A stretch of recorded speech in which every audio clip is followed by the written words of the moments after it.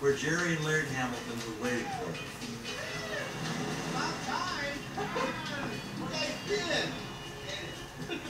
Where are you guys? How are you? We got a boat ride, though. We got a boat ride? Hey, I thought I sent you some instructions. Yeah, you said get on the boat and garage it. Neat little huts to stay in, a couple of pads, and mosquito netting that you definitely need. The island of Java is the most densely populated place on Earth. Ironically, G-Land, accessible only by boat, is in a jungle preserve with a world-class surf break just offshore. This little part of the jungle, this is called Plumkum. And this is a national forest preserve here. So nobody lives here. There were several tiger sightings and numerous leopards and panthers and lots of monkeys. And you guys gotta keep an eye on your stuff, you know. The monkeys will take it. All of your clothes, they'll fit right into your stuff. Lots of snakes. Indonesia has more varieties of poisonous snakes than anywhere in the world. I learned that from the Griffith Park Museum. Snake exhibit.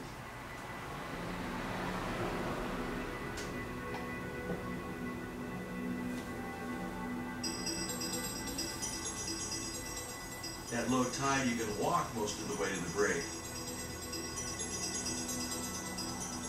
Jerry and his friends first saw this wave from an airliner on a flight to Bali. They figured out where it was, and after a lot of difficulty, they got there. He's been coming back every year with a bunch of his buddies from Maui for the past 15 years. What California surfer wouldn't be thrilled out of their gourds to surf G-Land with Jerry Lopez and Laird Hamilton?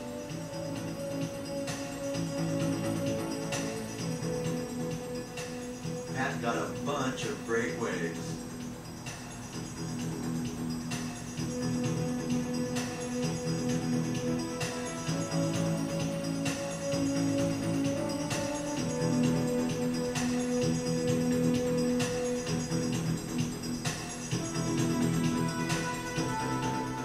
Here's one of Wingnut's 9,000 rides at G-Land.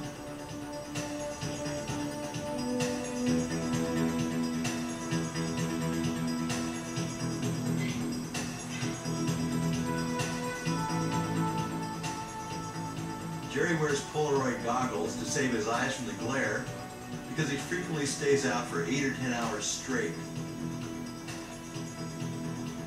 Jerry is known as Mr. Pipeline because he established a whole style of surfing in difficult waves. He was the surfer everyone else was measured by. Here's what Laird has to say about Jerry. In my eyes, what I see that Jerry has brought to the sport is the ability to make things look so very easy that are so very difficult and remain calm and cool. Jerry is stoked just about surfing and about living. It should be the contrary. It should be that he's surfed all the perfect waves every single time they've been good and that he should be the most jaded one of all of us. But it's the opposite. He's the biggest Grammy. Jerry Lopez was one of the surfers who introduced and pioneered surfing in Indonesia. He has a couple of proteges that have turned into world-class surfers. This is a young guy by the name of Rizal. He hasn't been surfing very long, but already rips. You would too if you had waves like this to ride regularly.